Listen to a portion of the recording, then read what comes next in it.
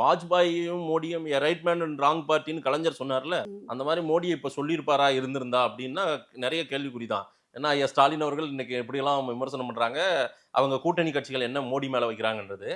அந்த வித்தியாசம் வாஜ்பாய் மோடிக்கே வித்தியாசம் இருக்கு. நீங்க மோடியும் அதே சமத்தட்டுல வாஜ்பாய் மாதிரியே பார்க்க முடியுமா என்ன? இல்ல, நிச்சயமா பார்க்க முடியும். மோடிஜியை புரிந்து கொண்டவர்களால் மட்டும்.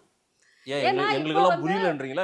இல்ல எதனாலன்னு சொல்றேன்னா, வாஜ்பாய் வரும்பொழுது பாரதிய ஜனதா கட்சி ஒரு பிரதானமாக எதிர்கட்சியாக அறியப்படவில்லை.